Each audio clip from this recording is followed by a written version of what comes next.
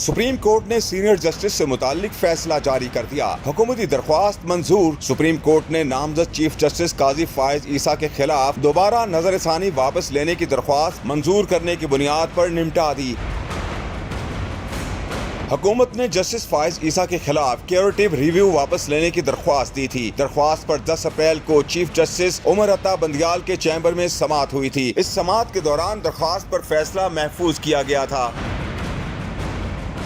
اب supreme court نے حکومت کی درخواست منظور کر لی ہے اور جسٹس قاضی فائز عیسیٰ کے خلاف ریفرنس فیصلے پر دوبارہ نظر ثانی کیس کا فیصلہ جاری کر دیا گیا۔